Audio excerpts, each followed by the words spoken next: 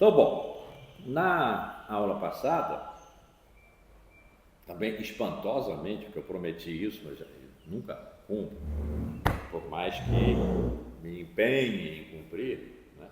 Eu fiz uma recuperada só sobre a essência da verdade, quer dizer, o que nós antes precisamos ver sobre a questão da técnica, não apareceu, sobre a experiência de pensar, a entrada do poeta, não apareceu, mas vai entrar, e a entrevista, pela qual começou o curso passado, aquela famosa entrevista que ele deu ao Der Spiegel e pediu para só ser publicado depois da morte dele, e que tem aquela frase que é o título da entrevista, porque é a única coisa realmente nova ali e espantosa, né? Que é "Já só um Deus nos poderá salvar". Ele já tinha dito na Carta sobre o Humanismo, que é de 46, a entrevista é de 62, é de 46, ele já tinha falado de Deus ou os deuses, se eles retornam na aurora da salvação ou ficam calados para sempre e tal, isso é uma decisão. Sem dizer o que é Deus e os deuses. O livro que eu estou estudando agora, que é um que ele escreveu entre 36 e 38, falei disso na aula passada, eu acho, foram livros da década de 30 que seriam sequências do Ser e Tempo, que é de 27, e que continuará sendo o grande livro de Heidegger, mas vai ser preciso fazer um asterisco, a nota de pé de página, porque esse livro, especialmente, sobre o que vem propriamente a si, né? Tradução muito difícil em português é o acontecimento apropriação, não quer dizer nada. Bem, enfim, que é um outro começo, que não é o começo que nós conhecemos, que está em Ser e Tempo, que está na obra dele toda, dos pré-socráticos no século VI. É um outro começo que se relaciona com o primeiro, mas que tem uma relação com o porvir. Né? Existem aqueles que estão ligados ao porvir. Esses serão capazes de fazer, por causa da primeira experiência, a outra experiência, ou a experiência do outro começo. E aí entra uma coisa chamada, e que é aparentemente a pedra de toque do livro, né? O Deus no extremo. Mas não é Deus. Ele diz, o Deus na concepção que nós temos é uma produção do judeu-cristianismo, né? E aí os monoteísmos, os politeísmos, os ateísmos, todos estão ligados a essa compreensão, estão ligados por nós, não historicamente. Havia ateísmos antes do cristianismo judaico, antes do Deus judaico-cristão, havia politeísmos, evidentemente, as pencas, né? Mas para a nossa compreensão filosófica e teológica, este Deus aí foi que regeu, né? E foi o seu fim que abriu a possibilidade do Deus no extremo. Não dá ainda para compreender, o livro é imenso, não dá ainda para compreender o que isso quer dizer, mas está lá, desde entre 36 e 38, aquilo que apareceu na entrevista de 62. Já só um Deus nos poderá salvar, aí a ideia da salvação, que também já tinha aparecido antes, né? Vocês se lembram, quem estava aqui no semestre passado, entrou na questão da técnica. Enfim, isso tudo eu não resenhei na aula passada. O curso está disponível, está no YouTube, quem quiser ir lá para ver essa primeira parte, né, é sempre muito bem-vindo. O ponto em que nós paramos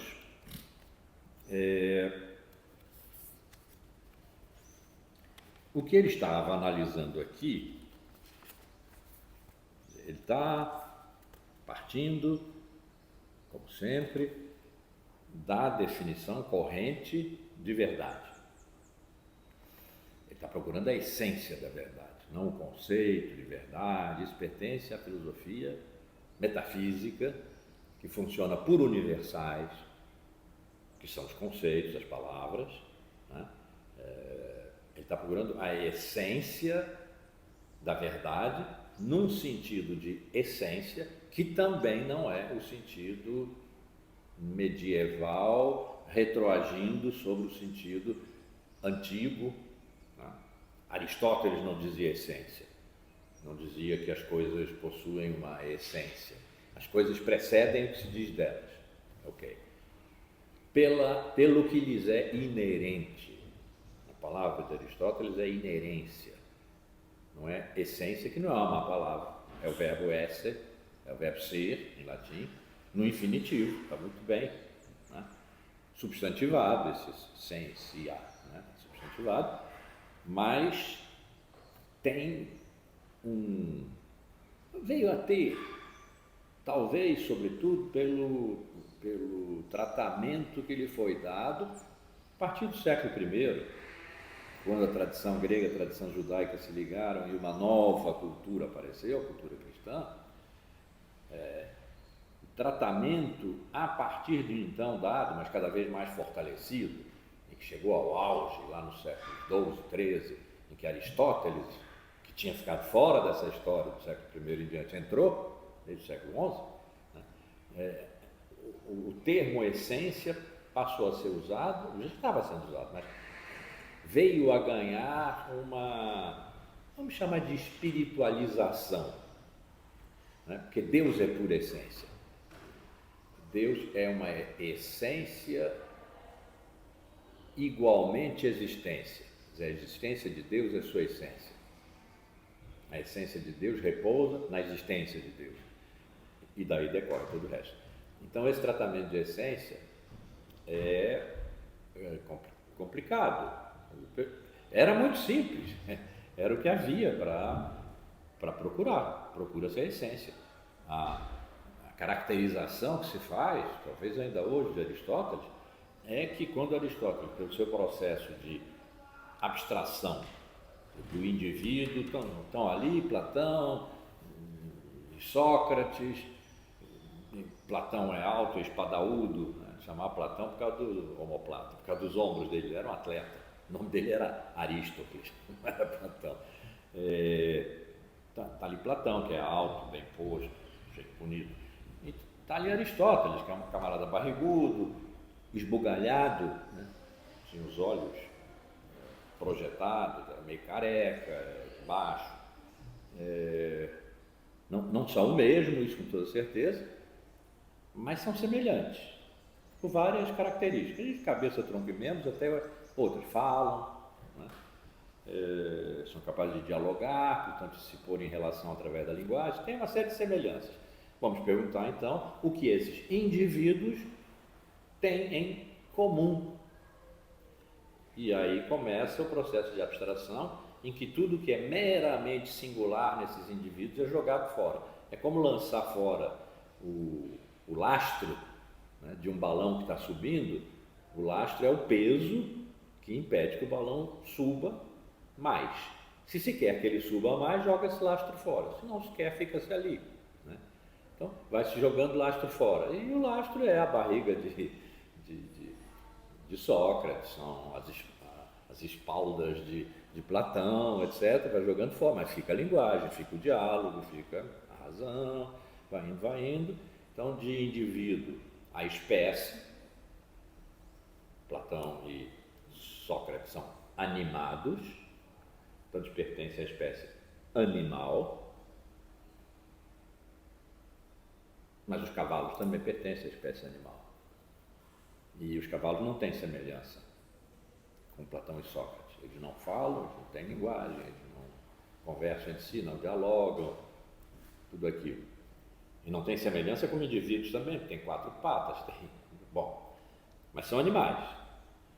Então, é preciso agora especificar que tipo de animais são. Vamos subir um pouco, abstraindo as 4 patas, as 2 pernas, e o que é que encontramos? que os homens são possuidores de razão, os animais não são. E aí a definição que se atribui a Aristóteles de que o homem é um animal racional está aí, entre indivíduo, espécie e depois virar o gênero, que é o supremo, né? Vai se abstratificando cada vez mais, jogando fora cada vez mais o individual, o singular, do qual foi preciso partir. Sem Platão e Sócrates, nós teríamos as ideias teríamos as ideias de Platão, que todas as coisas do mundo copiam.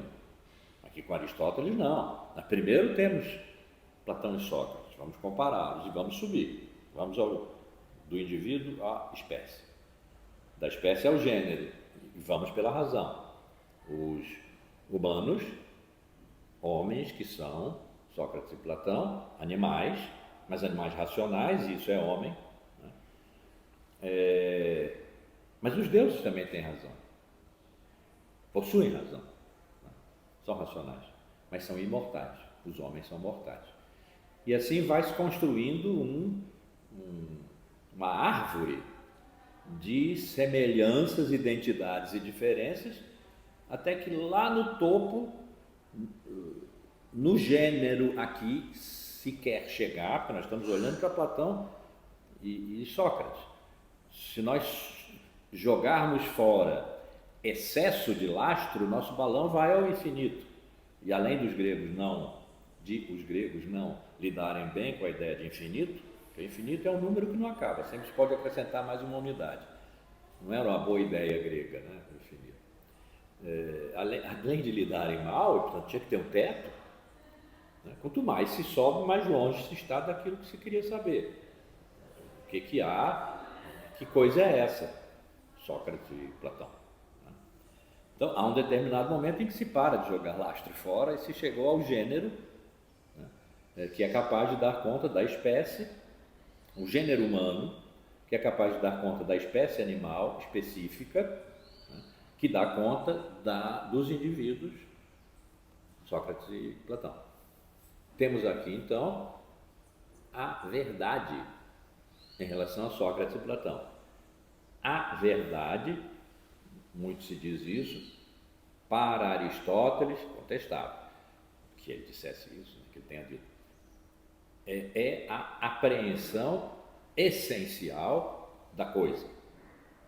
Isso dito em termos mais aristotélicos seria: a abstração leva a que o intelecto seja capaz de perceber o que é inerente ao indivíduo. O processo de abstração vai. Quando essa inerência é conquistada, nós podemos definir. E aí entramos na ordem do discurso, que é onde a verdade se instala, né? Embora a coisa preceda. A coisa, ontologicamente, precede o discurso. A lógica, que era a essência do pensamento de Aristóteles, era que os silogismos, quer dizer, as construções lógicas que se sucediam e emaranhavam umas nas outras, a conclusão de uma sendo a premissa da outra e assim vai, e isso faz um discurso, por mais complexo que seja, da metafísica de Aristóteles, poder ser verdadeiro, porque é correto, se essa correção lógica, se essa correção do discurso casa com o que resultou do processo que subiu da presença material de Sócrates e Platão até a apreensão do que lhes é inerente e que, uma vez dito, pretende ser a sua verdade, passado pelo crivo da lógica, etc. e tal, aí se tem, então, um modelo de verdade como adequação do que se diz ao que é, o que é predominando. Porque sem Platão e Sócrates não se chega ao gênero humano, nem à espécie animal, né? Fica-se nas ideias de Platão.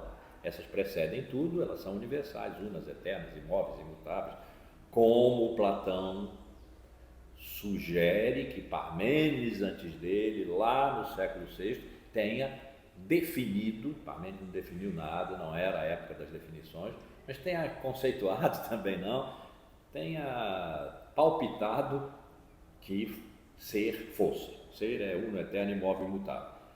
As ideias de Platão são unas, eternas, imóveis e imutáveis.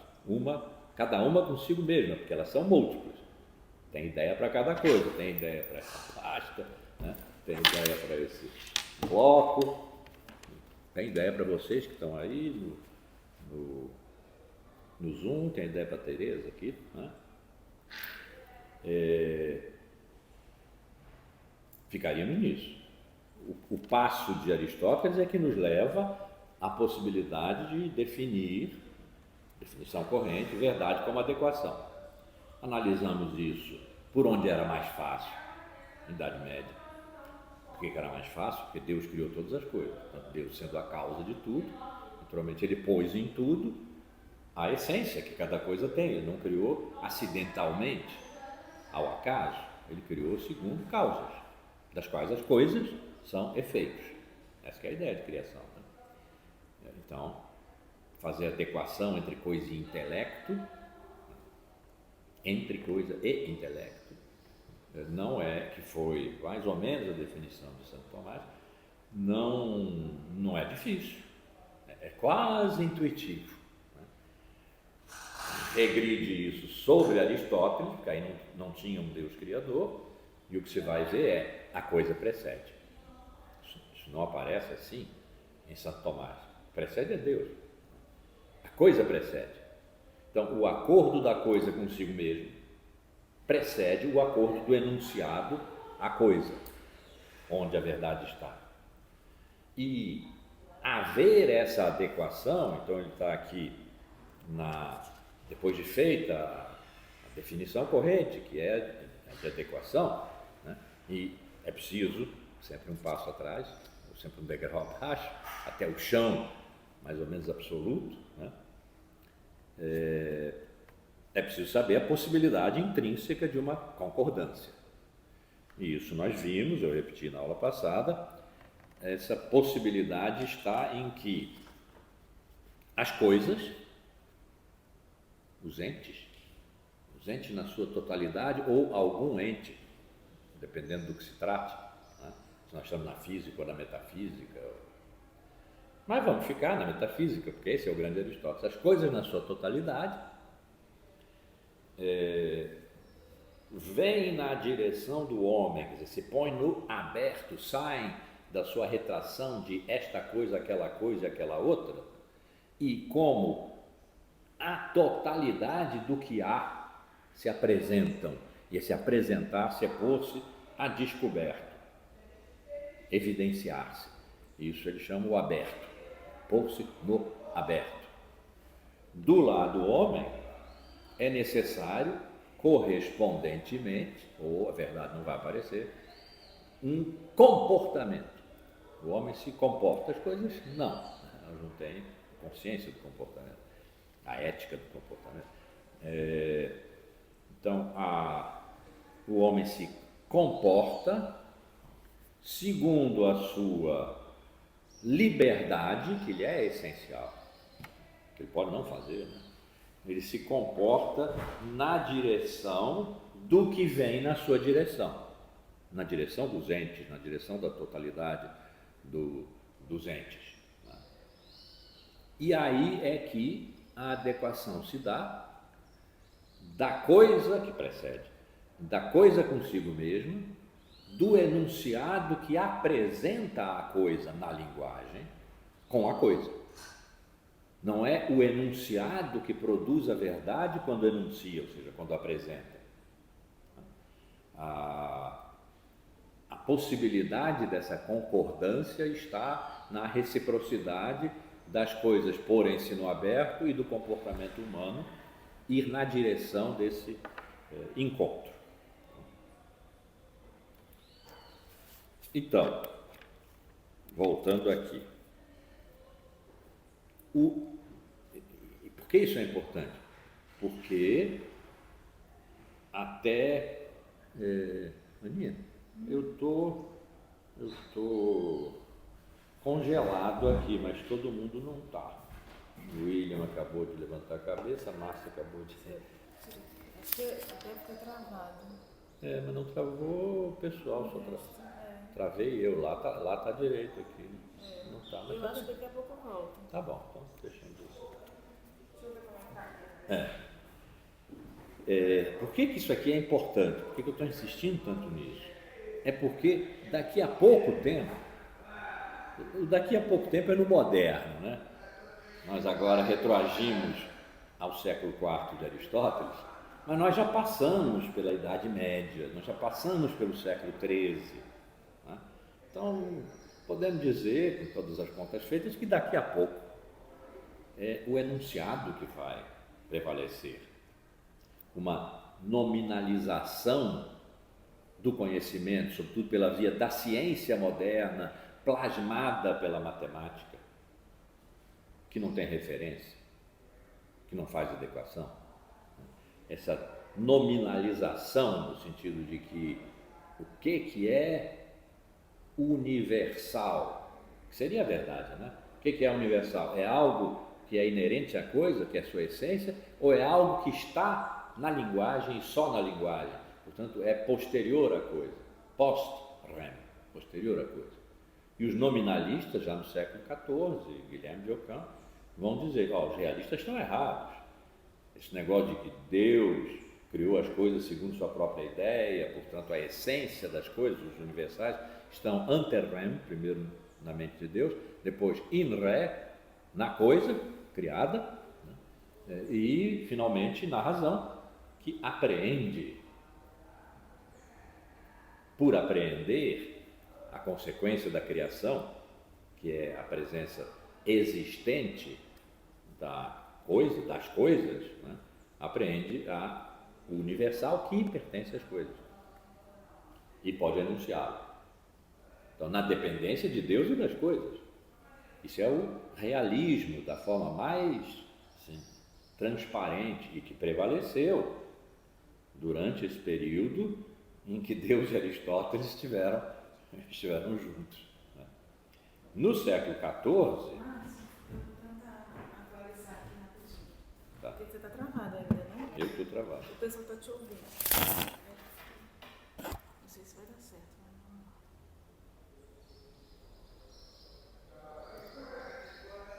Vocês estão me ouvindo, né? Não. Tá, então só a minha imagem é que está travada. Aqui. Porque lá... Sim.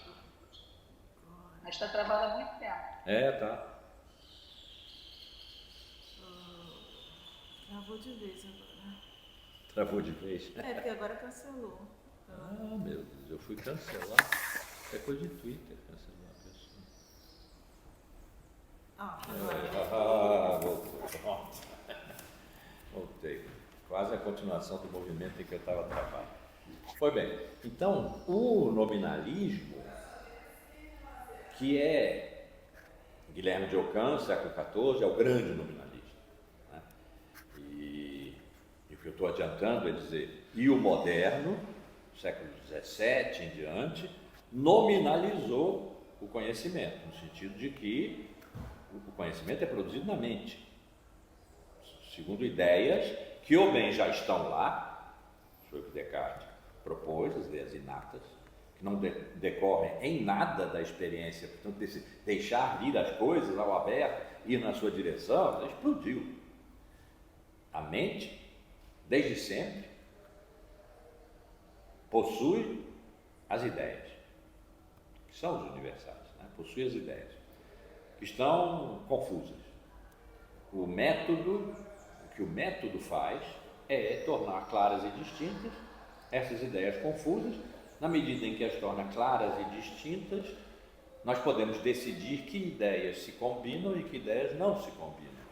E se nós formos capazes de fazer séries de ideias que se combinam, temos aí o discurso, que é do discurso que se trata agora e só, o discurso verdadeiro. Se metermos aí ideias que não se combinam, o discurso está falso, volta-se atrás, o método corrige. Né? E isso foi indo e foi vindo, né? uma aposentadoria do real, das tais coisas, os entes enquanto tais e na sua totalidade, que vem ao aberto, tudo aquilo de que nós falamos até agora desaparece. A verdade vai ser, a partir daí, uma adequação das ideias à sua própria estrutura discursiva. Isso vale para a filosofia continental de Descartes, racionalismo, vale para a estrutura insular dos ingleses ali, Berkeley, Hume, Locke, etc.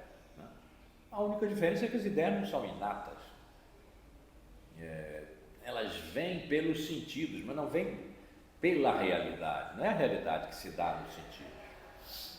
Aqui na ponta dos dedos, se eu ficar tamborilando aqui nessa mesa, só com a mão direita, só com a direita, a esquerda está solta aqui no ar, só com a direita, estou tamborilando aqui. Agora eu tenho uma sensibilidade na ponta desses dedos que não tenho nessa. Essa sensibilidade eles chamavam de ideia simples. Bom, eles deram o nome de ideia dessa sensibilidade, porque a sensação está chutada há muito tempo. A sensação só engana. Mas bom, tem aqui ideias simples. Essas são jogadas na mente, a mente trabalha sobre elas e aí ideias que se combinam, complexas, complicadas, ideias que se combinam, ideias que não se combinam, é o discurso, no discurso está a verdade. O discurso está a verdade significa os universais são universais do pensamento sem conexão com a realidade. A ideia de adequação quebra aí. E nós a temos quebrada até hoje. No entanto, não deixamos de definir verdade como adequação. A ciência, por exemplo, precisa dessa adequação. Ela precisa fazer prova.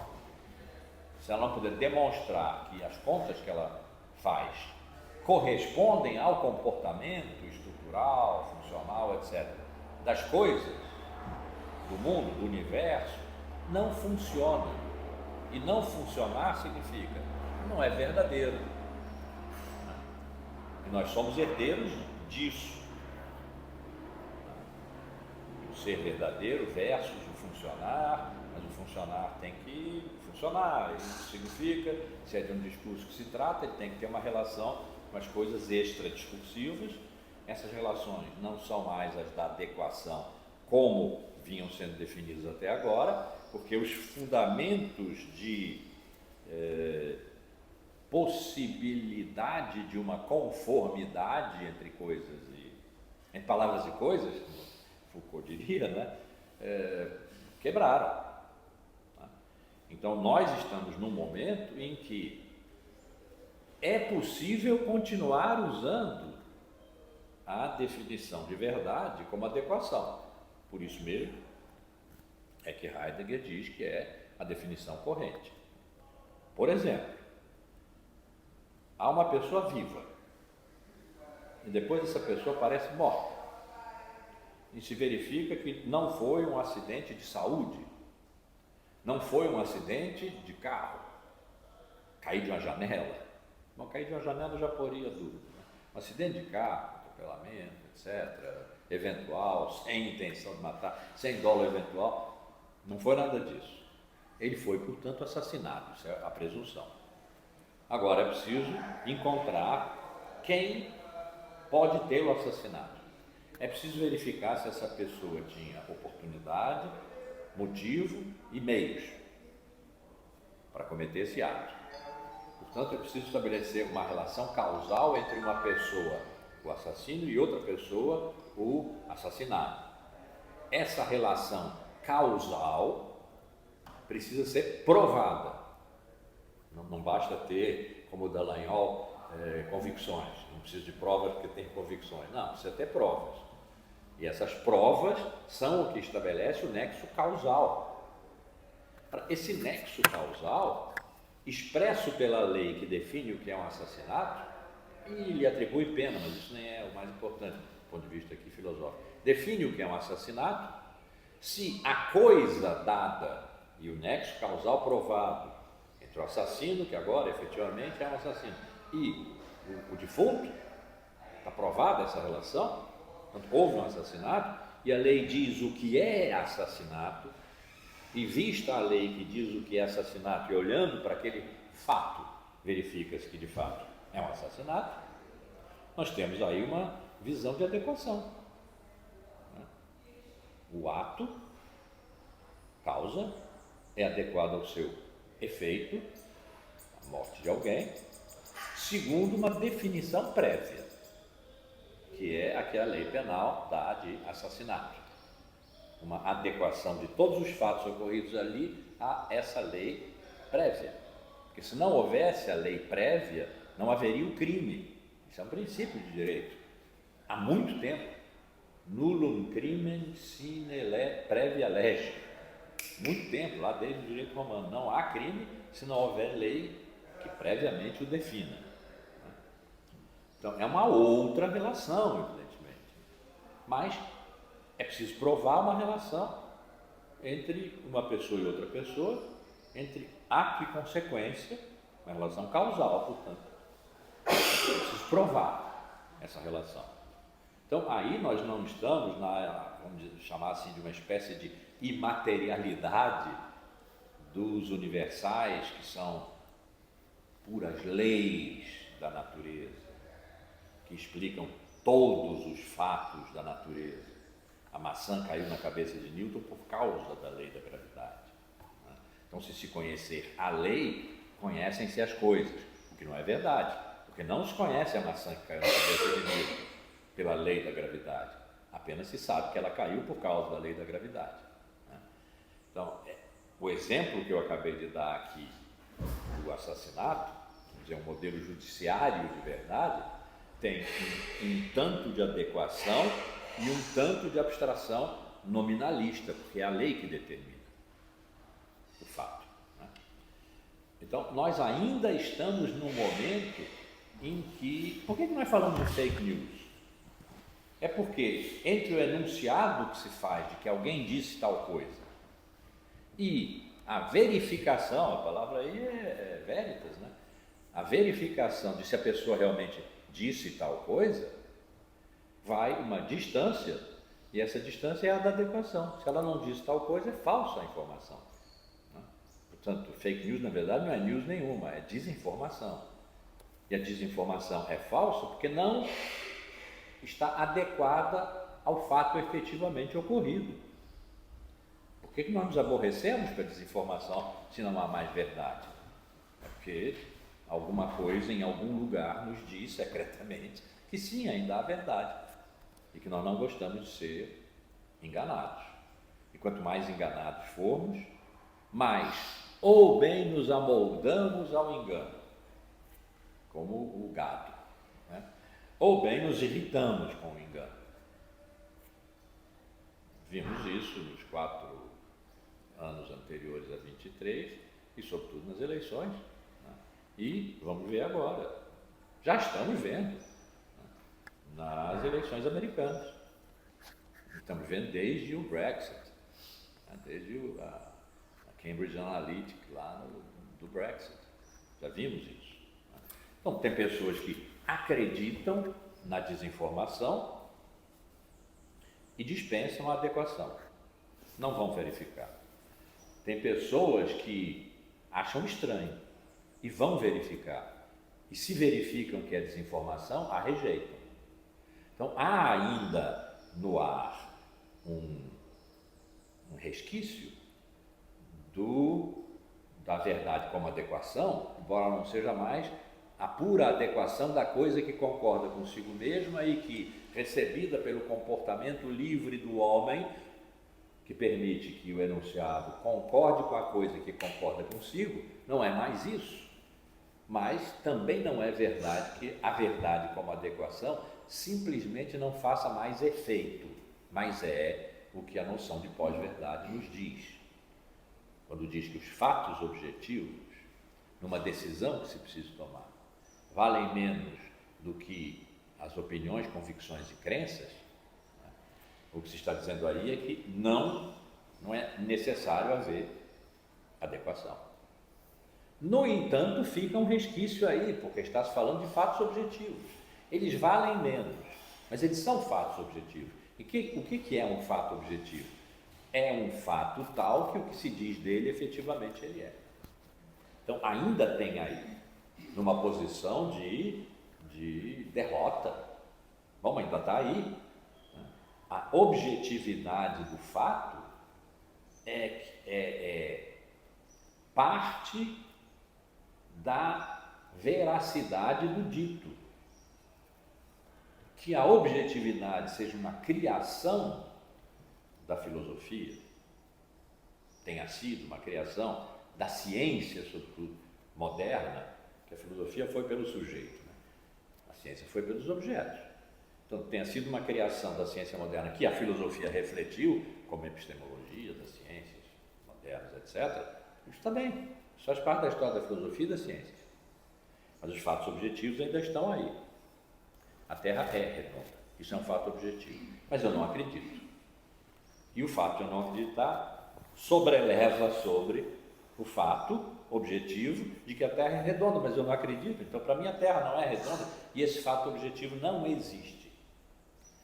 Mas está ali, essa é a definição, vale menos, mas está ali. Então nós passamos por um longo período, vamos dizer, que se iniciou lá ainda pelo Renascimento, ganhou força no moderno, em que o real foi progressivamente expelido e o enunciado progressivamente entronizado como lugar da verdade, que trabalha sobre si mesmo. Descartes representa a produção das ideias verdadeiras, dos discursos verdadeiros, como um teatro filosófico, que só tem um público, que é o sujeito. E o sujeito é eu, mas não é um qualquer eu, é eu.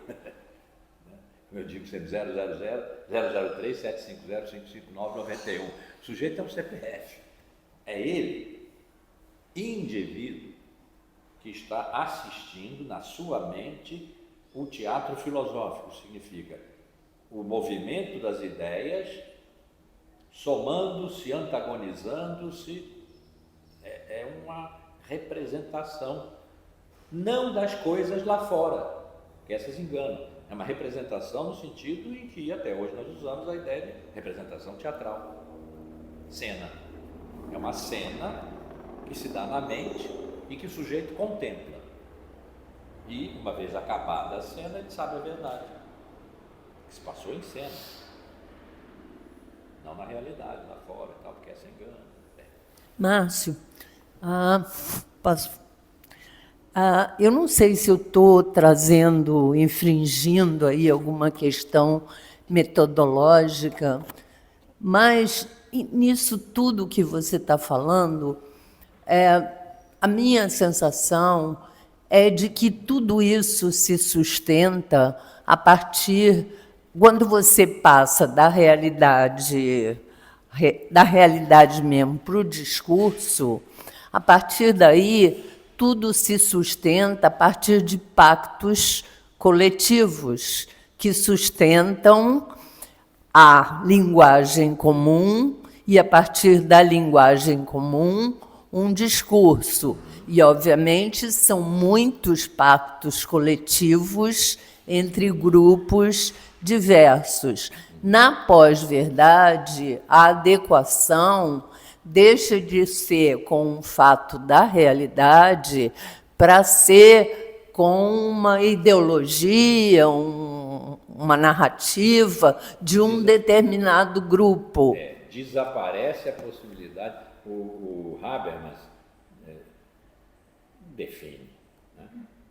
Compreende a verdade como elas passam no discurso e resulta de um acordo entre quem pode fazer acordo. Portanto, não é universal, né? A razão comunicacional, como ele chama. Aquele acordo passa por verdade para aquele grupo. Esse grupo pode ser um país, não pode ser essa sala de aula aqui. Né?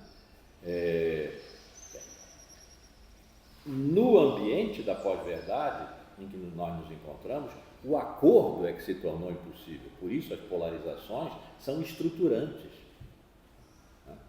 As polarizações que nós vemos pelo mundo todo e que afetam tudo, relação que nós temos com a ciência, com o consumo da verdade científica, o exemplo que eu acabei de dar do terraplanismo, como na política, como nos valores de comportamento, né? Para nem falar do aborto, que seria um valor extremo, porque mete a vida, etc. e tal, mas outros comportamentos, né? É sim ou não. Então não há mais aquele lugar do meio que eu falo, onde é possível fazer um acordo, e onde se vinha fazendo acordos desde que o mundo é mundo para nós, ocidentais, né? Desapareceu. Puxaram a cadeira, não tem mais onde se sentar ali alguém no meio, em boa fé e com boa vontade, para, a partir de discordâncias, não anular as discordâncias, mas encontrar certos pontos de toque, né, que depois permitam que essas pessoas saiam dali dizendo, bom,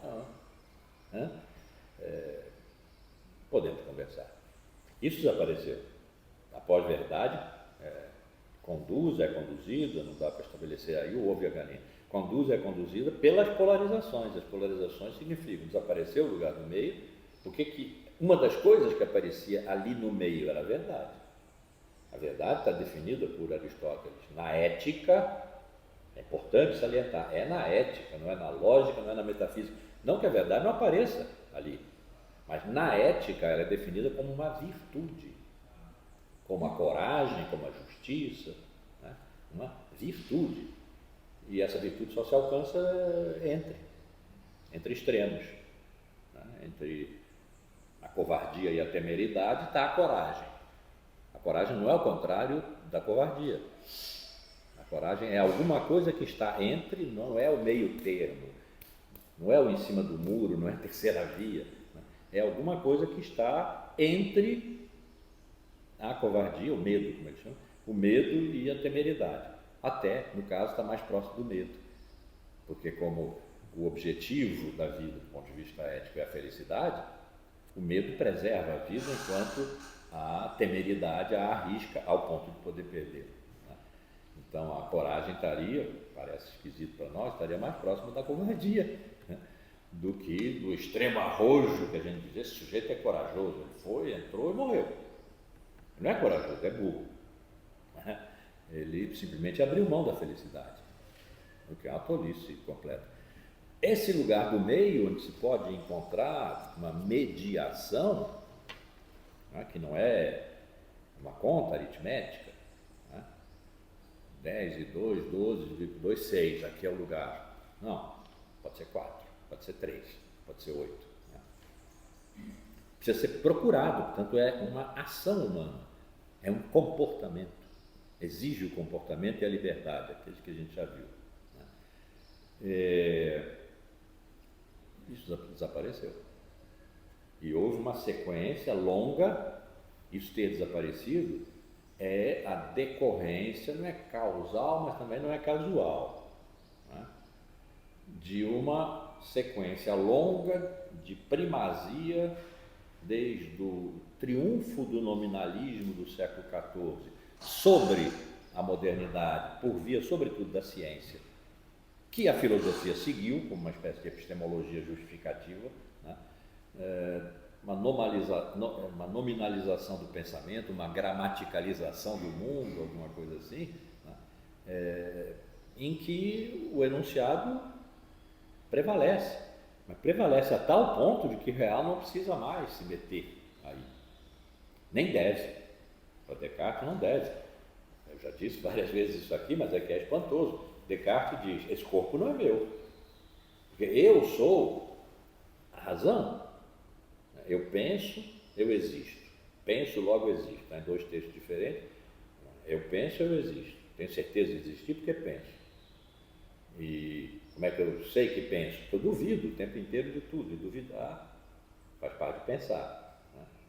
Então, eu penso, eu existo. E o logo, que entrou depois no discurso do método, penso, logo existo. Se deixar de pensar, deixarei de existir, né? Está lá em Descartes. Ora, o meu corpo não pensa. Então, rigorosamente, se eu sou eu, quando eu digo meu, eu estou me referindo a mim, e meu corpo não é meu corpo. Se ele não me pertence, ele pertence ao mundo extenso, onde estão essas carteiras, a essa sala, né? pertence a essa sala, não pertence a mim. Eu sou pura idealidade racional, não as ideias de Platão, racionalidade. Né? E isso foi se esticando por muito tempo, de modo que a matematização progressiva, a mathesis universalis, como Foucault chamou, porque não é preciso pôr tudo em matemática, contas, né?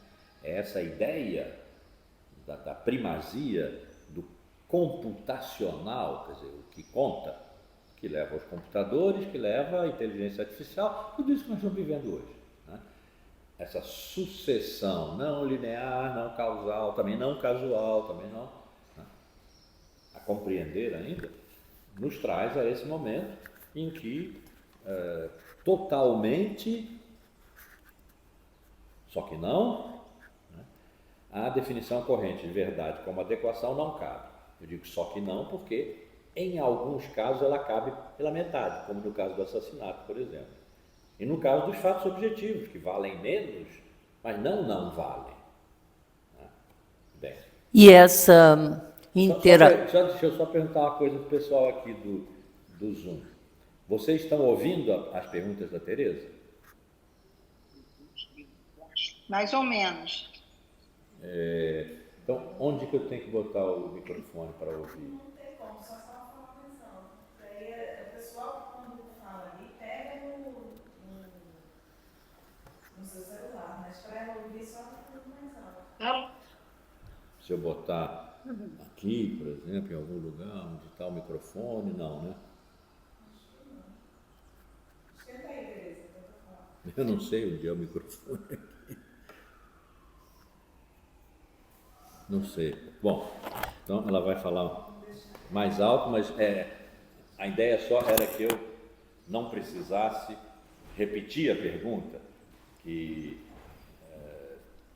o pessoal ali do YouTube ouviu, até a voz dela fica melhor do que a minha aí na gravação, mas vocês não ouviram, eu tenho que repetir, aí o pessoal de lá vai ouvir 2 vezes, né? Mesmo que eu resume e tal. Então a gente estava, porque tem um segundo microfone aqui, a gente estava tentando ver. Mas o foco dele é o celular. O foco dele é o celular. Bom. Então, a pergunta... Pela resposta, eu acho que vocês entenderam a pergunta, né? Então, nas próximas, eu vou fazer um pequeno resumo aqui. Só complementando uma coisa, pensando no que você disse no começo da aula, que o pessoal que está presente virtualmente também está presente, também, se a gente pensar bem, está seguindo a ideia do Descartes que o corpo presencial não faz diferença, porque você pode estar presente sem você estar com o seu corpo ali. Então, esse mundo virtual reforça essa ideia da razão, por exemplo, de que são dissociados. Sim. Vocês ouviram? Ouviram, né? Dessa vez que ela falou mais alto. Aí é que Agora sim. Agora sim, né? Tá bom. Então, que são 2 modos de presença. Né? Essa aqui, na tela, é uma presença remota, mas é uma presença, uma telepresença, a que nós estamos acostumados desde que apareceu a televisão. Né? Ela pode enganar. Quando o quadradinho aqui de uma pessoa está fechado, pode ser que essa pessoa não esteja presente, mas eu não sei. Né? Vou fazer compras. Em tempo de voltar antes de acabar a aula. Mas eu não sei. Mas aquelas que eu estou vendo, ou que falaram, como agora a Arlete falou, eu sei que estão presentes. Isso quer dizer, eu tenho confiança nos meus sentidos. No caso, a visão. Se falarem, a audição. Descartes não tinha. tudo que lhe chegava pelos sentidos, já que ele se enganou várias vezes, tanto que os sentidos enganam várias vezes, e ele não tem nenhum critério para distinguir quando é que os sentidos estão enganando e quando não, ele estabelece um princípio de método. Ele estabelece a dúvida generalizada, vai chegar a dúvida hiperbólica, vai duvidar até de Deus, para não ser enganado. Nós poderíamos estar num momento análogo quando prudentemente não acreditamos em tudo que nos dizem, por mais que pareça evidente, que é o caso da deepfake, por exemplo. Você pode ver Chico Buarque dizendo que ele compra as músicas dele, que ele não compõe, que ele compra, né? Com a voz de Chico Buarque, a imagem dele, o movimento labial dele, movimentos de olhos acompanhando, né? Está cada vez mais aperfeiçoado. De vez em quando a gente ainda vê que tem alguma coisa aí que não coincide bem, mas está cada vez mais aperfeiçoado, e daqui a pouco a gente vai ver o Lula defendendo a privatização do Banco Central, da Petrobras. E as pessoas que acreditam nisso, né, porque não põem em dúvida seus sentidos, vão dizer, mas eu ouvi e vi, ele disse isso no Jornal Nacional. O Bonner Chabot entrevistou e ele disse isso. Então, nós estamos num momento em que a duvidar dos sentidos voltou a fazer sentido, mas agora por um outro motivo. E que pode levar a um ceticismo, a uma filosofia de em nada acreditar, né? Um ceticismo como se diz que era o ceticismo grego, que não era. Né? O que se diz que é um cético? É aquele que não acredita em nada e que diz que nada é verdade. E aí a gente diz, obviamente o que ele está dizendo é contraditório, porque quando ele diz que nada é verdade, ele tem que admitir que isso que ele está dizendo é verdade. E aí vamos embora, não eram isso os céticos. Nós estamos precisando de céticos. Né? O que era o cético? Era aquele que não acreditava nos dogmáticos. Os dogmáticos eram Platão, era Aristóteles. Por quê? Porque num determinado momento eles decidiram que tinham encontrado a verdade. E que, portanto, todo o processo de produção da verdade tinha se tornado desnecessário. Eles já tinham chegado ao lugar em que a verdade está. Né? Na metafísica de Aristóteles, na teoria das ideias de Platão, onde fosse. E que, portanto, eram traidores de Sócrates. Porque o fundamento da filosofia em Sócrates, que não deixou nada escrito, é a ignorância. Disseram a ele que ele era o mais sábio dos gregos. Quem disse? Eu sei que não. Ele não disse, eu tudo que sei é que nada sei, mas o comportamento foi esse. Eu sei que não sou. Quem disse? Foi Apolo. Ah, bom, mas Apolo é o Deus da sabedoria, ele não pode se enganar e ele não pode mentir. Então eu devo a Apolo procurar aquilo que eu não tenho. Eu vou procurar a sabedoria, Sofia. Eu vou ser amigo da sabedoria. Filosofia é o movimento pelo qual ele deu a vida. O movimento da vida dele inteira de procurar o que ele não possui. Me lembrei agora de Manuel Bandeira, ele tem um poema em que ele diz: o esforço vão de possuir o que me possui. Ele não tem, ele está procurando, ele não terá, porque a sabedoria é divina. Ele não terá, mas se ele não procurar, Apolo mentiu. Ou se enganou. Não pode, é impossível. Os dogmáticos são aqueles que, desconhecendo que a filosofia é impulsionada pela ignorância, sempre tem que ser impulsionada pela ignorância, ou a rigor não é aquilo que Sócrates fundou. Ou então Sócrates não fundou a filosofia, também pode ser. Né? Os céticos condenam os dogmáticos, porque skepsis quer dizer procura, busca.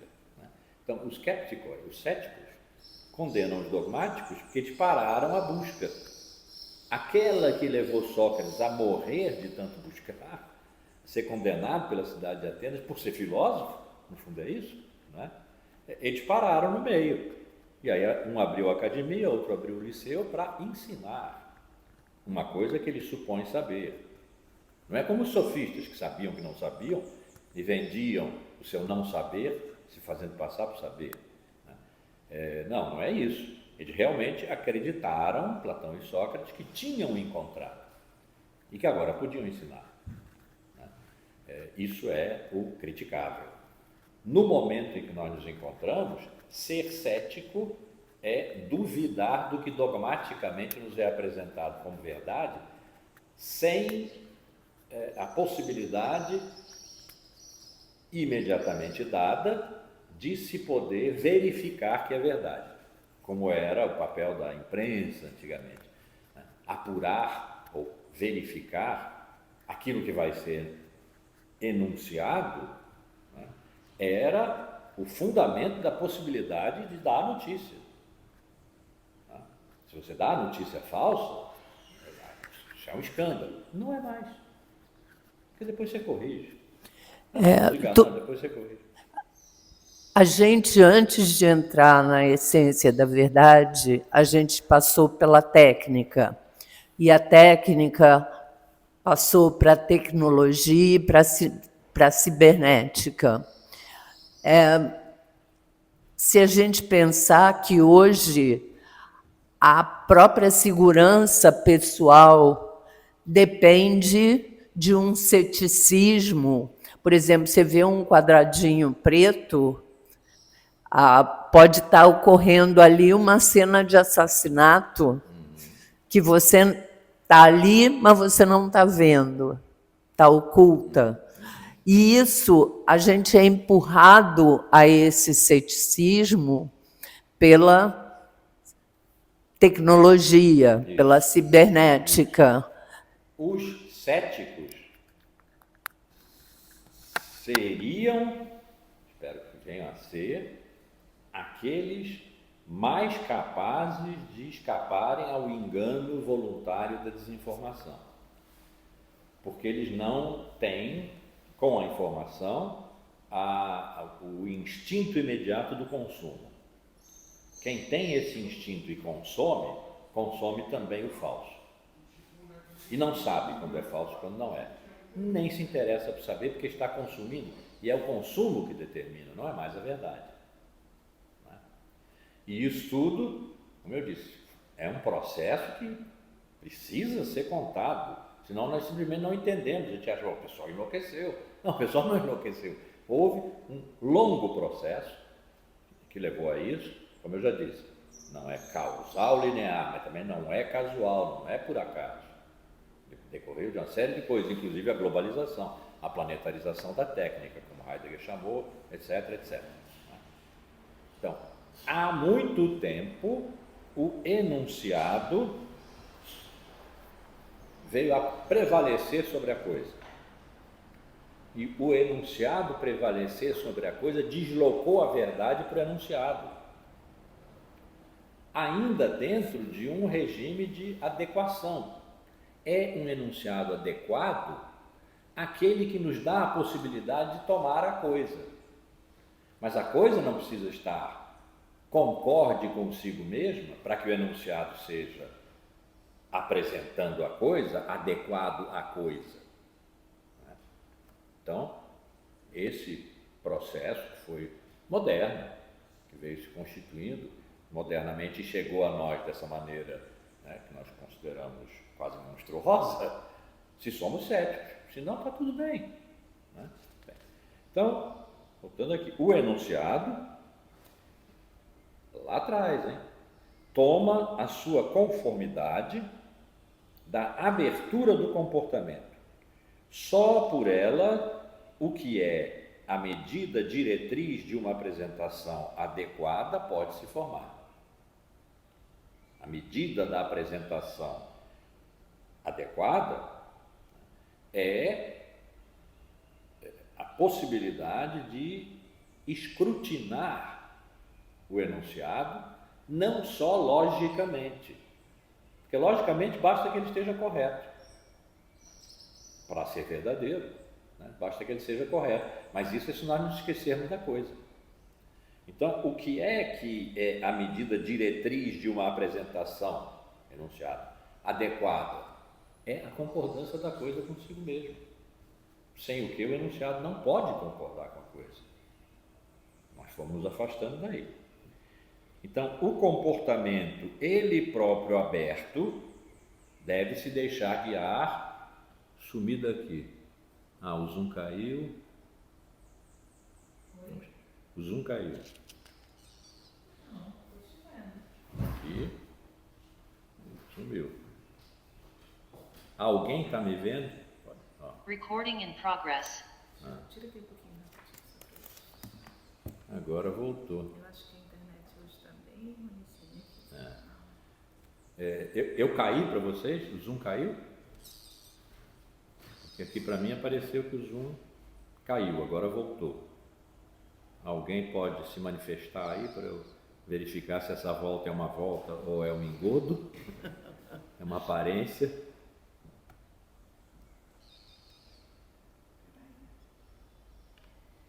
O pessoal está já voltando. Né? Me ouviu? Arlete, fala aí, você está me vendo e ouvindo?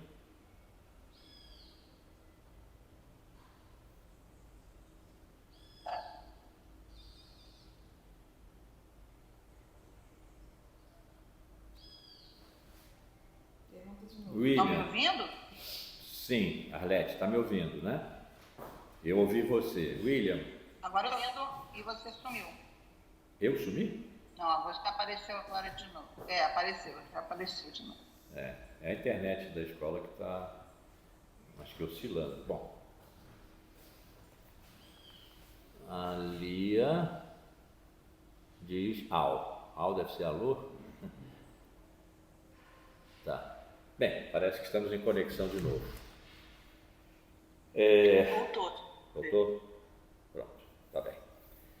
Então, a medida diretriz que nos permite dizer que um enunciado é adequado, essa medida é um dom. Essa medida não é inerente ao enunciado, não é a apresentação que o enunciado faz através de uma palavra que diz uma coisa que produz a adequação. A adequação é um dom decorrente da abertura do comportamento. É porque o homem, na sua liberdade de ir ao encontro do que vem ao seu encontro no aberto, de ir ao encontro do mundo, de todas as coisas do mundo, do ente em sua totalidade, como Aristóteles dizia. Mas a gente pode dizer assim: ir em direção a todas as coisas do mundo, ir em direção ao mundo, ou seu quintal, o que for, né? Que ele queira, de tamanho de ente. Ir em direção ao mundo é um comportamento.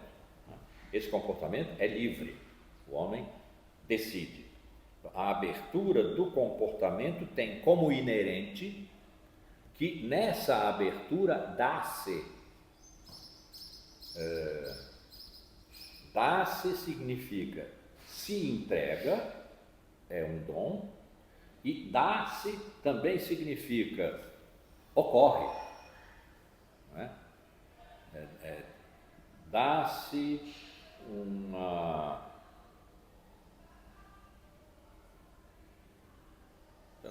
uma rusga entre o Lira e o Haddad. Dá-se, quer dizer, é um evento, é um acontecimento.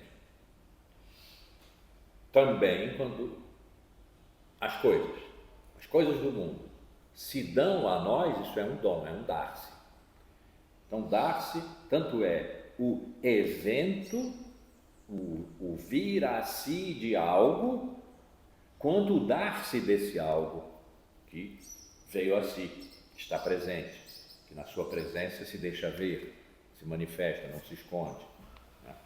Bom, então, citando, o que torna possível a conformidade, portanto, a verdade, o que torna possível a conformidade tem um direito mais originário a ser considerado como a essência da verdade. Então, nós estamos vendo aqui a possibilidade de uma concordância, de um enunciado com uma coisa, vamos pôr assim, por enquanto. Né? A possibilidade da concordância está no vir ao aberto, no ir ao encontro, coisas e homens. Né? Agora, o que é que torna possível essa possibilidade? O que é que torna possível o homem ir e a coisa vir? Vamos ficar assim, nessa simplificação. Né?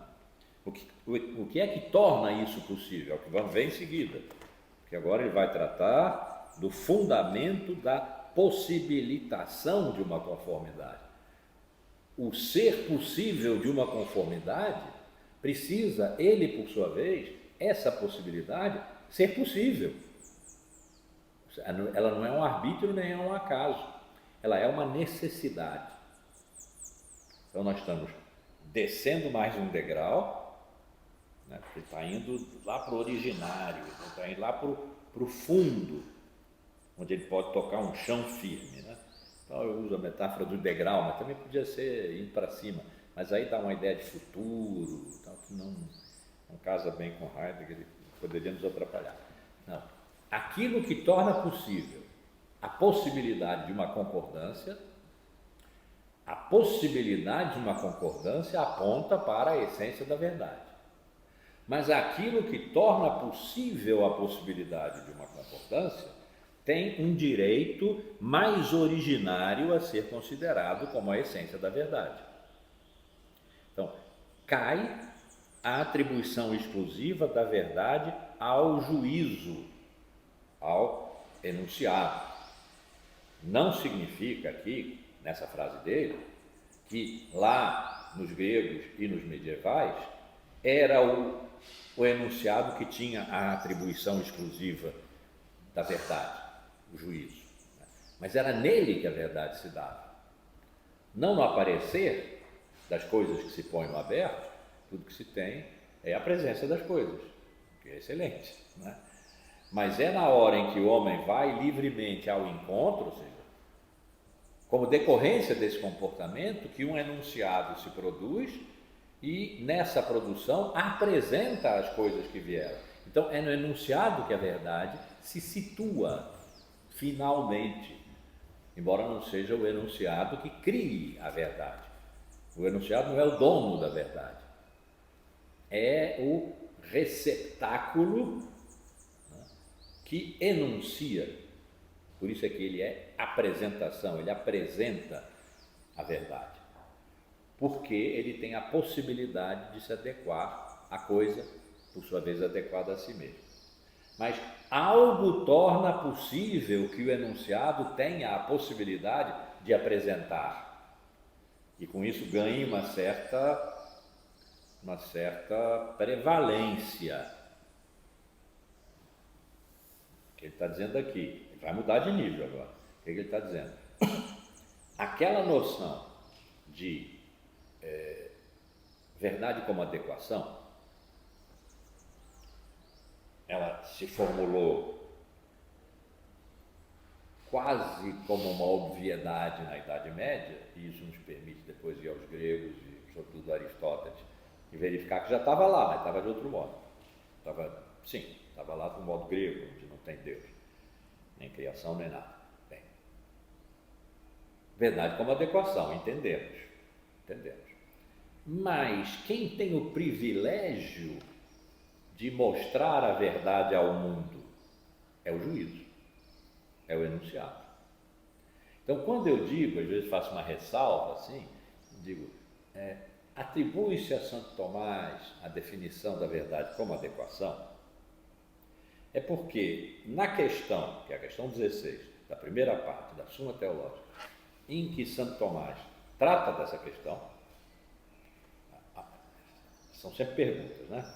Era assim que era a estrutura do pensamento na universidade medieval. A pergunta é se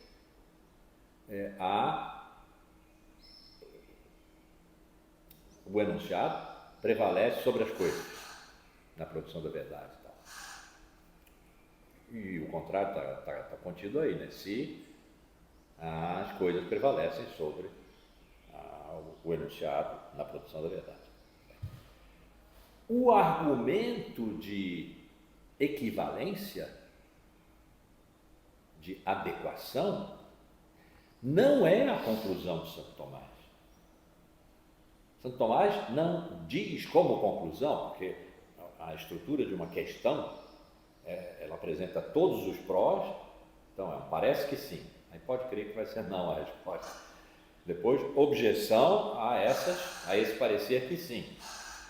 Todas as objeções são feitas e tal, e pronto, fechou o questionamento, vamos dizer, acabou o seminário. Agora eu vou dar minha aula. Minha aula é a conclusão. Agora eu vou decidir. Começa assim, decido, resolvo.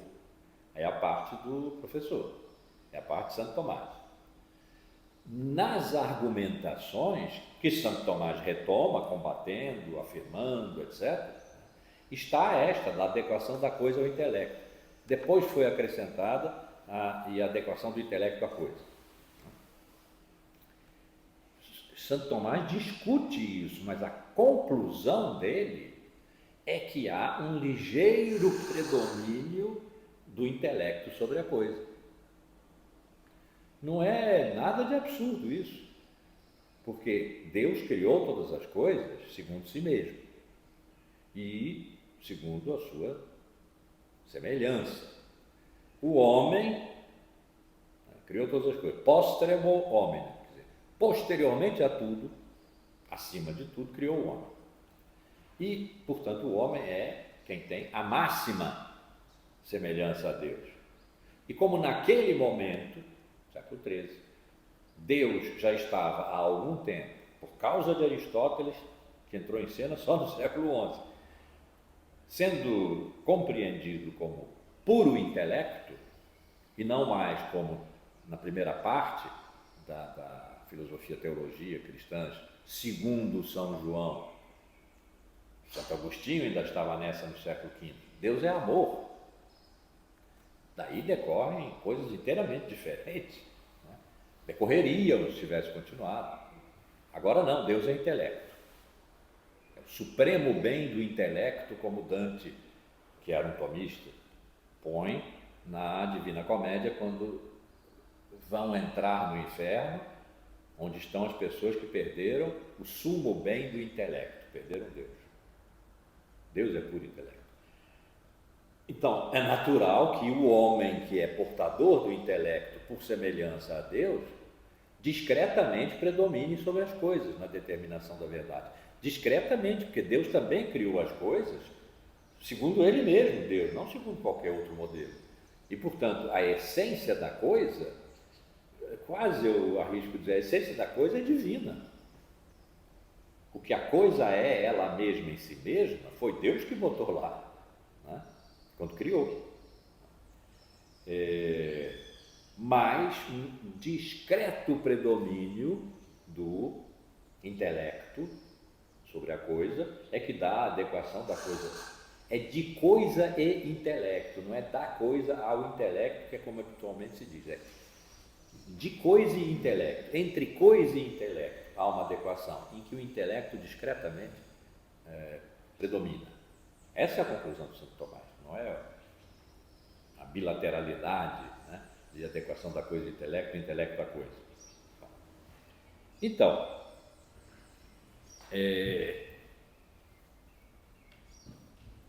a verdade repousava um pouco mais, mas um pouco mais diz tudo aqui, né? Um pouco mais no juízo do que na coisa. Uma vez que a coisa precisa do universal da linguagem e do universal do pensamento, tanto nome e conceito, para que sua verdade, que ela possui, se expresse. Se ela não se expressar, é como se não houvesse. Então justifica-se o discreto predomínio do juízo. Mas agora, cai a atribuição exclusiva da verdade ao juízo anunciado. Então, entre aspas, a verdade não tem sua morada originária no juízo.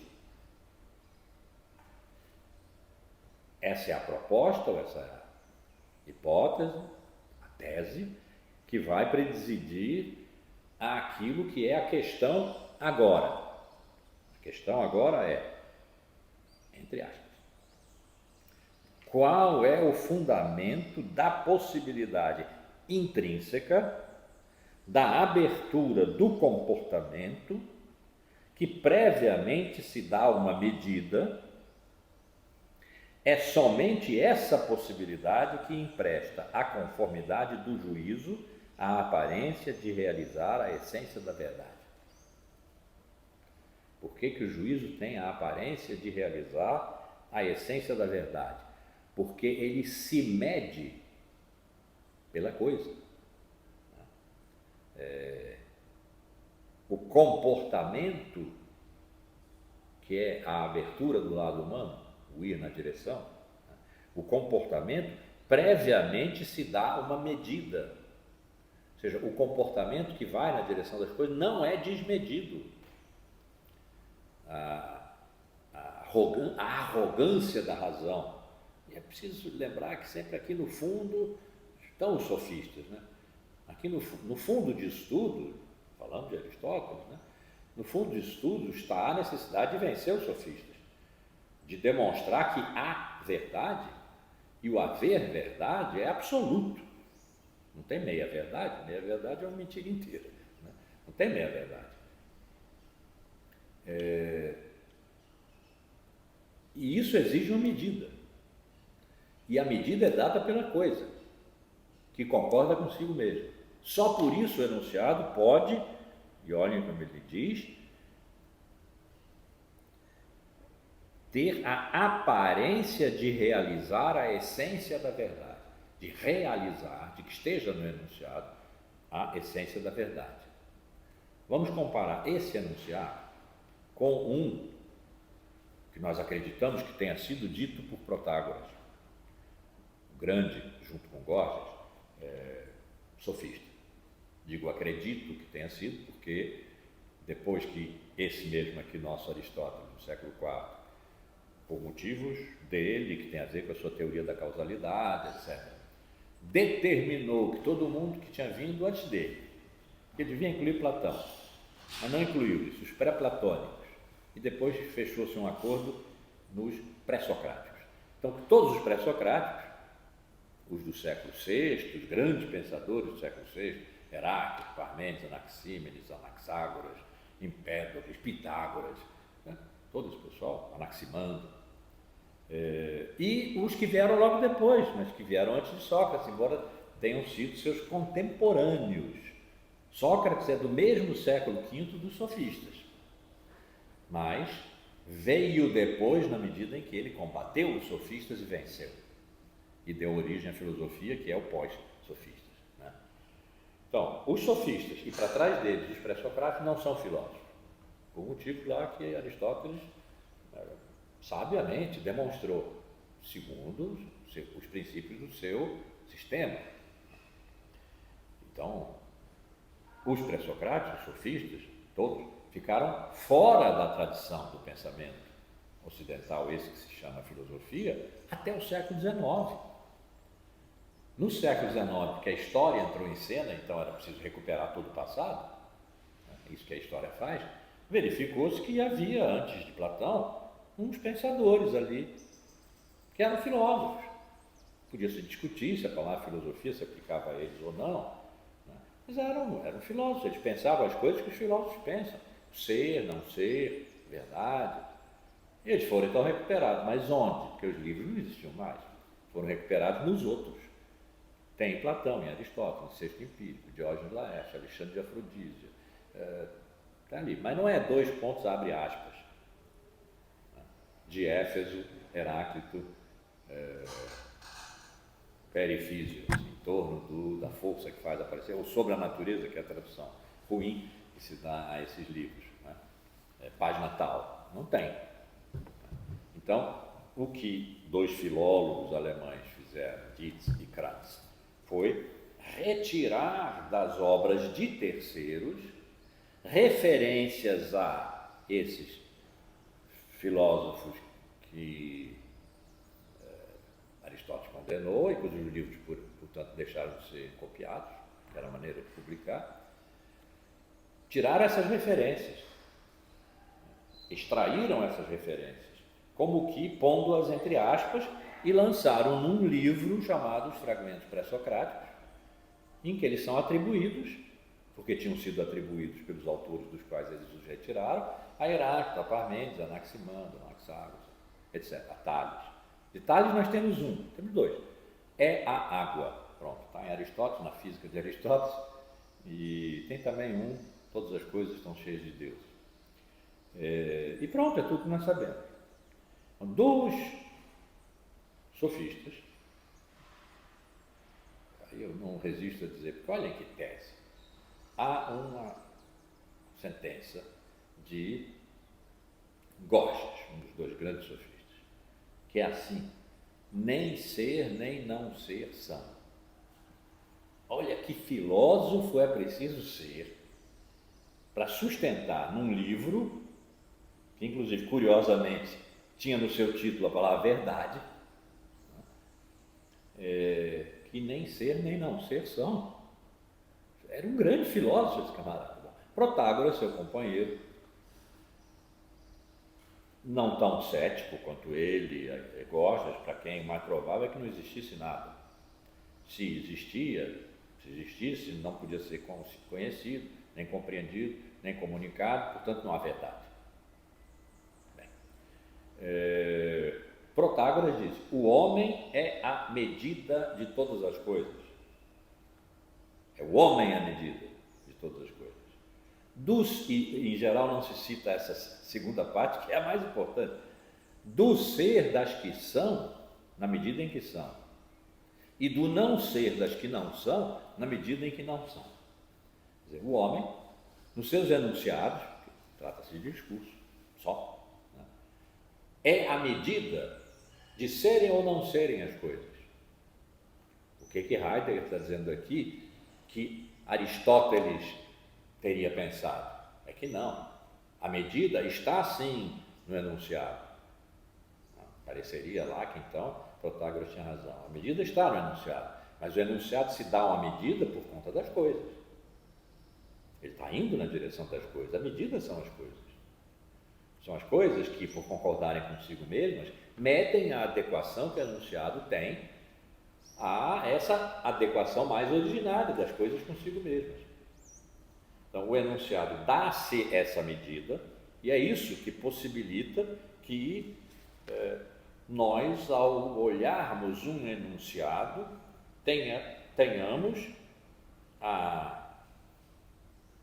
vejamos a aparência de que esse enunciado realiza, os enunciados em geral realizem a essência da verdade. Estão procurando a essência da verdade.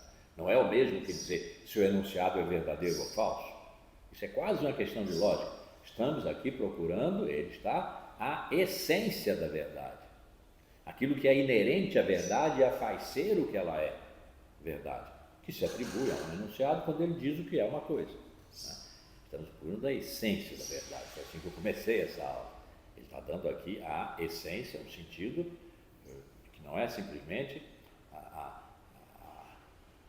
o conteúdo, vamos chamar de espiritual ou universal, né, da verdade. Não, a essência da verdade está numa dinâmica. Falou-se até aqui em irem as coisas ao aberto na direção de vir o homem num comportamento livre na direção do aberto. E a ideia de medida de um com o outro. Portanto, não da absolutização do enunciado. Então, há aqui uma dinâmica. A essência da verdade não se dá senão nessa dinâmica. Não é um universal fixo, congelado. E nós estamos atrás disso. Então, a terceira parte dessa conferência, que ele publicou, portanto, desse ensaio, né, é o fundamento da possibilitação de uma conformidade. Conformidade é adequação. Já vimos a possibilidade da adequação. Tudo isso que eu acabei de dizer agora. O que é que torna possível? Qual é o fundamento, né, de que seja possível a um enunciado concordar com uma coisa. Então, tem uma radicalidade maior, e esse é o extraordinário do pensamento de Heidegger, é esse sempre. Ele nunca joga no lixo o que se apresenta a nós presentemente como alguma coisa.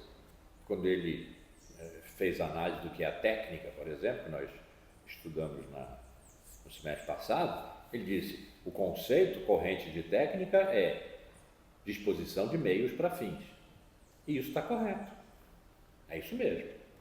Agora nós vamos ver qual é a condição de que meios se disponham a fins. Ele vai ver que é a causalidade. Qual é a condição agora para ver causalidade? E assim vai indo. Então, está aceito que verdade é adequação, mas só se adequação for uma possibilidade. Então vamos ver se é uma possibilidade. Sim, é uma possibilidade. É um passo importante adiante. Agora vamos ver o que é que torna essa possibilidade possível.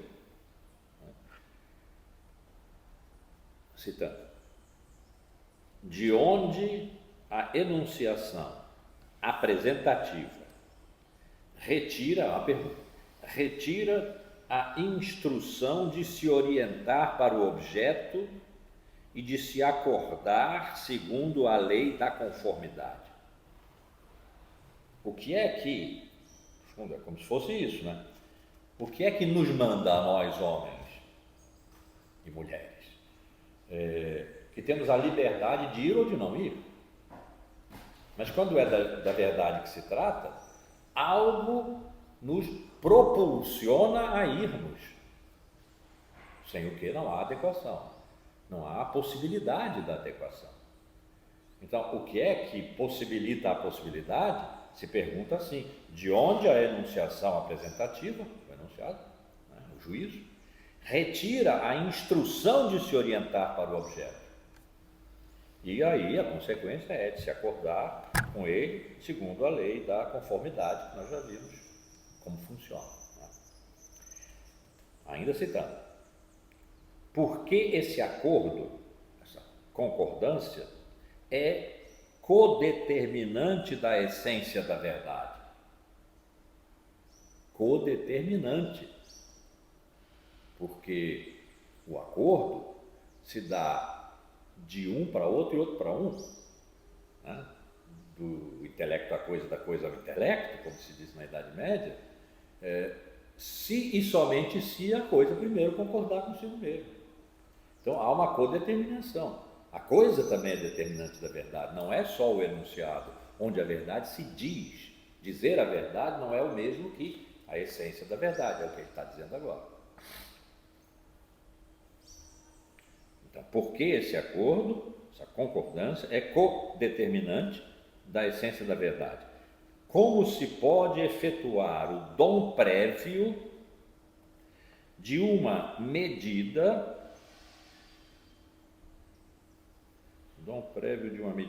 e como se produz a injunção, a obrigação, a determinação, a ordem de se acordar, de se pôr numa concordância.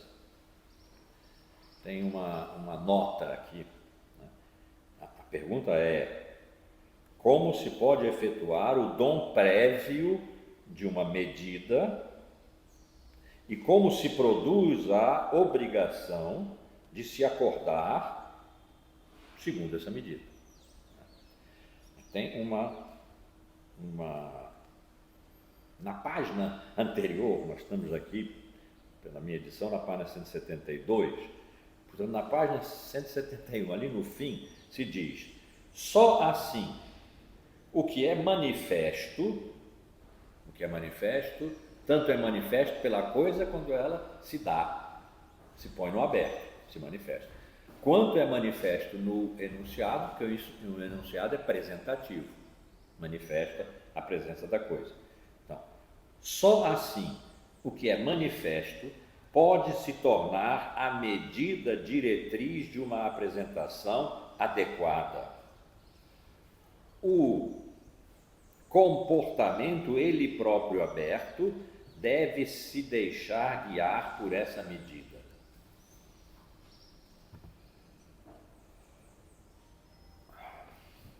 Eu ia dizer, aqui complicou, mas não complicou não, complexificou e é muito bom. Heidegger está avançando aqui, vou anunciar isso, sendo nos próximos capítulos. Heidegger está avançando aqui na direção do que ele supôs ter sido a compreensão de verdade dos pré-socráticos, da qual Platão se teria desviado ao pôr a verdade no plano das ideias e dos enunciados de Aristóteles mais firmemente, mais solidamente, ido atrás. Depois ele fez uma meia-culpa. Ele disse, não, eu fui apressado e injusto com Platão, quando eu disse que ele se opôs e desfez à compreensão pré-socrática do que é verdade, se contém na palavra aletheia. Já vamos ver o que ela diz. Mas, bem, feita essa retificação, mas não foi muito adiante. Feita essa retificação, esse pedido de desculpas, né? Sobra aqui, para Heidegger, o que os pré-socráticos fizeram foi compreender a verdade como manifestação, como vir à presença, não como dizer sobre o manifesto. O mundo, fragmento de Heráclito, o mundo, cosmos, o mundo, o mesmo em toda parte, nenhum homem, nenhum Deus o fez. Mas era, é e será um fogo sempre vivo que se acende a intervalos e se apaga a intervalos. Ou se acende em medidas e se apaga em medidas. São duas traduções possíveis. O que ele está dizendo aqui? O fogo é o que faz aparecer. É a luz, phys, a luz. De onde vem phainon, de onde vem phainomenon, fenômeno. Então, o que se dá, o fenômeno, aquilo que se manifesta, o manifesto, o que vem à presença, e aí mantém-se e transmuta-se, porque é como ele define também o fogo, aquilo que, transmutando-se, repousa. Então, a presença, que mantendo-se presente, modifica-se, porque tudo flui, etc., né? Modifica-se. Aí está a verdade. Não é na apreensão que uma inteligência particular faz e enuncia que a verdade está. Outro fragmento de Heráclito. Sendo o Logos, a força cósmica que reúne tudo. Lembram-se de o mundo o mesmo em toda parte? Então, Logos, a força que reúne toda a dispersão e a contém em si. Sendo Logos o que é comum, vão, no entanto, alguns homens supondo possuírem uma inteligência particular. Como eu sempre ressalvo aqui, claro que os homens possuem uma inteligência particular, ele, Heráclito, sabia, porque ele estava usando a dele para escrever seu livro, inclusive para dizer isso. O que ele estava alertando não é na inteligência particular de um homem que se contém o Logos, o que é comum. Como se o homem pudesse dar um passo atrás, retirar-se da totalidade do que há, olhar para ela e dizer, é isto. Por exemplo, é ser, é o ser. Não, o homem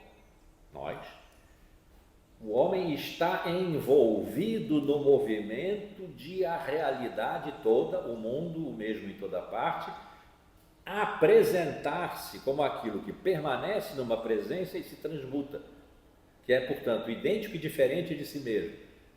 Ele, o mundo, não o discurso.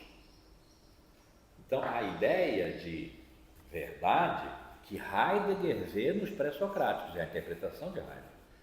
A ideia de verdade que Heidegger vê nos pré-socráticos, eu enuncio assim, não é como Heidegger enuncia, porque também é uma síntese, né?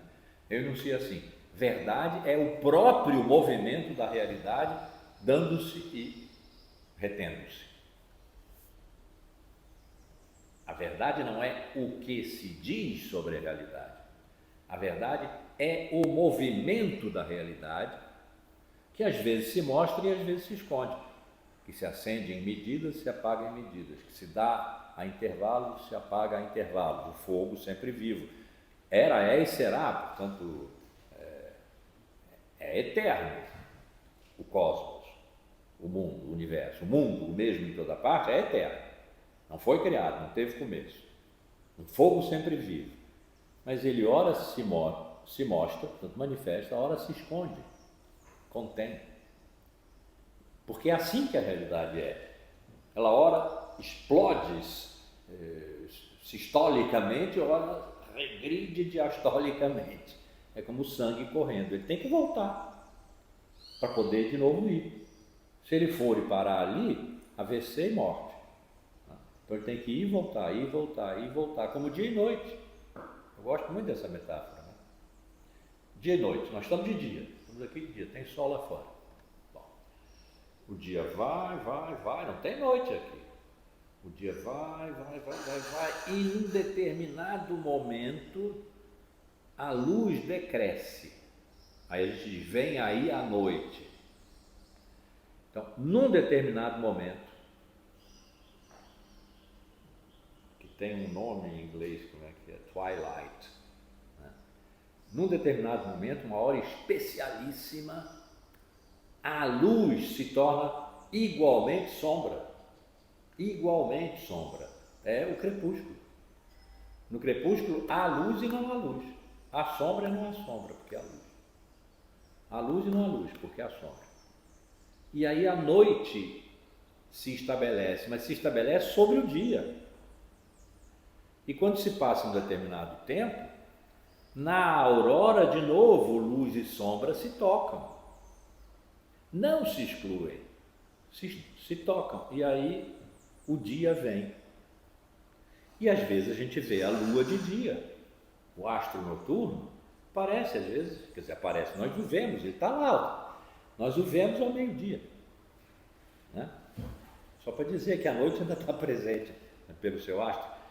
Mas esses são os dois momentos, o crepúsculo e a aurora, né, são os dois momentos em que noite e dia se fazem um, e depois se separam, e depois se reúnem, e depois se separam, manifesta e esconde, manifesta e esconde. A noite esconde o dia, depois de tê-lo manifestado no crepúsculo, e vice-versa na aurora. Então, essa compreensão de verdade, que é extraordinária, se a interpretação de Heidegger estiver correta, como é que a gente pode saber? Né?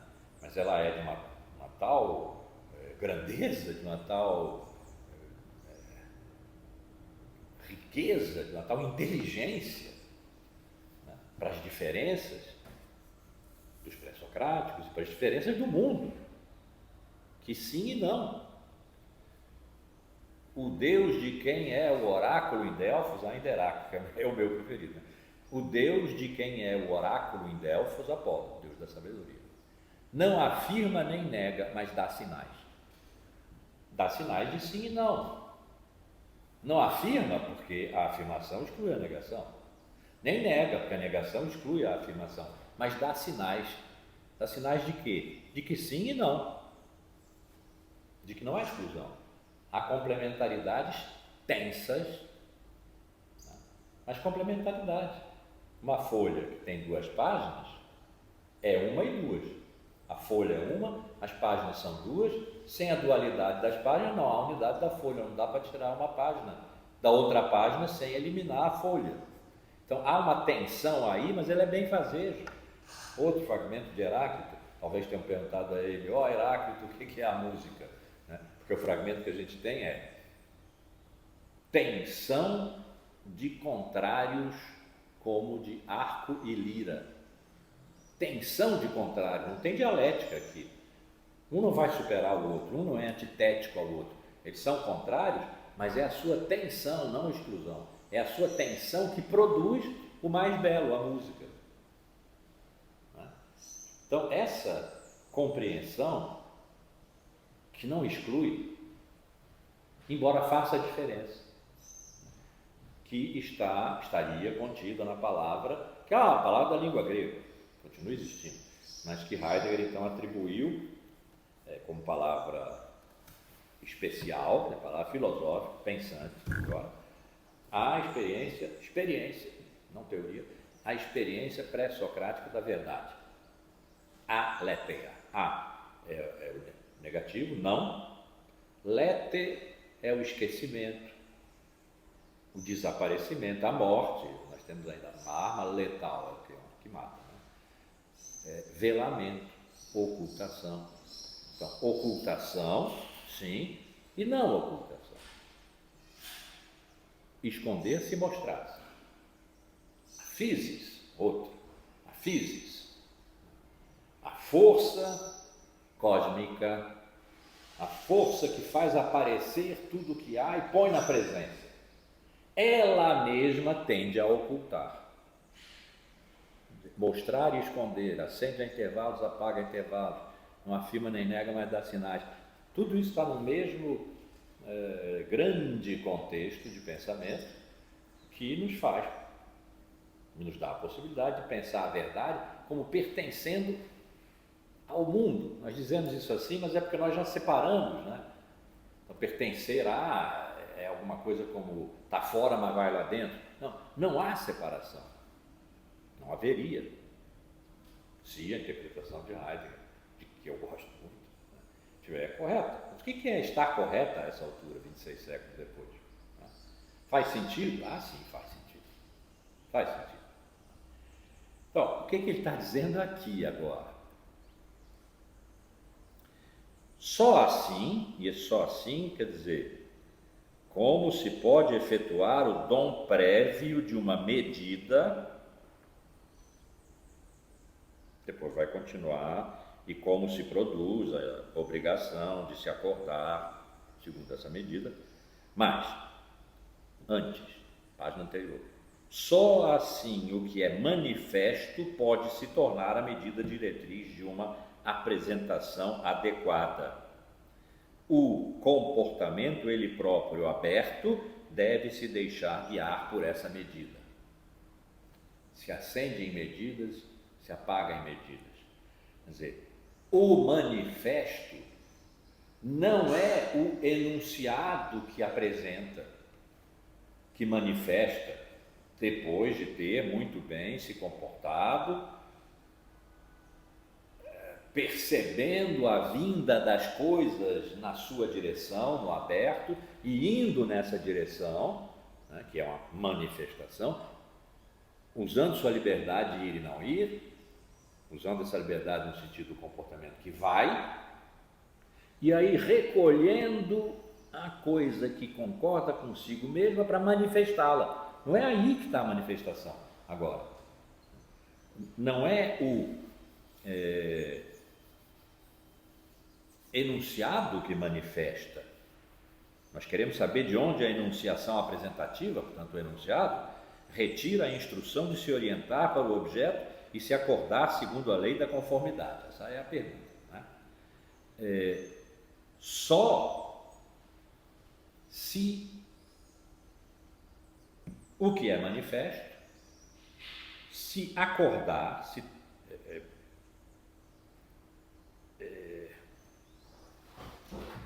se tornar a medida diretriz de uma apresentação adequada. Quer dizer, a apresentação adequada não é simplesmente uma concordância, é uma submissão, o comportamento ele próprio aberto deve se deixar guiar por essa medida, é uma submissão a uma medida que produz a obrigação, a determinação, a ordem. 3 traduções que eu propus aqui para a palavra alemã, né, que está aqui, só se produz a injunção, a obrigação, a determinação, a ordem de se acordar, de se pôr numa concordância, na medida em que o que apresenta, que é o enunciado, se submeta a uma medida diretriz da apresentação adequada. Não sabemos ainda o que é a medida diretriz, Foi espantosamente, parando às 2 horas, porque agora realmente vai ter que entrar uma outra... outro raciocínio, vamos dizer assim. Só se realiza a concordância se esse dom prévio já nos tiver tornado livres ao aberto para o que se manifesta nele e que vai ligar toda a apresentação. Liberar-se para a pressão, isso é o que vai se seguir desse submeter-se à medida para poder se pôr numa concordância. Então, a concordância não é simplesmente uma concordância, ela passa por um dom prévio, e esse dom prévio é o dom da medida, e é necessário submeter-se à medida. Não sabemos o que é medida, né? Submeter-se à medida para que já agora não a possibilidade simplesmente, mas a determinação da concordância possa se dar e aí vigorar a essência da verdade. Não é o enunciado verdadeiro, já passamos disso. Queremos saber, desde o começo, qual é a essência da verdade.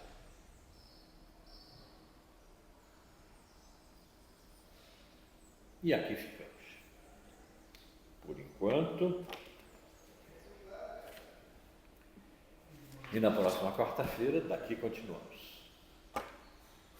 Está ficando um pouco mais complicado, né? Mas, por outro lado, ninguém prometeu previamente que ia ser fácil, porque nós supomos saber o que é verdade. Quando alguém nos diz uma coisa com a qual nós não concordamos, porque supomos saber que ela é falsa, nós dizemos, é mentira. Mas supomos saber que ela é falsa, decorre de quê? E aí é preciso a gente saber qual é a essência da verdade. E é isso que ele está propondo aqui, penosamente, porque tudo que para nós era óbvio deixou de ser.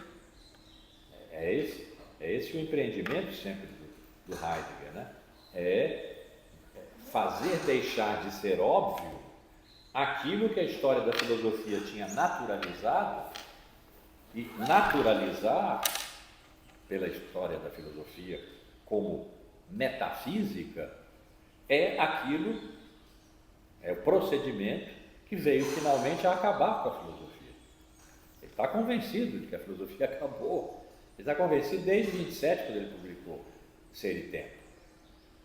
Nesse livro que eu estou lendo agora, que eu estou estudando agora, se eu mostrar para vocês uma página desse livro, vocês vão ver o inferno de anotações e dúvidas que tem nele ali. Depois vou ter que ler 20 vezes e vou acabar entendendo. Está dito ali, tem um outro começo da filosofia, da história do Ocidente, não sabemos, mas não é a metafísica. Com essa, acabou o pensamento e a bola vai ser passada ao poeta, de que ele fala também nesse poderoso livro que é considerado seu segundo grande livro, acho que ele não publicou. Então está ficando mais complexo, mas também, a meu ver, está ficando mais bonito. E devagar vamos chegando lá.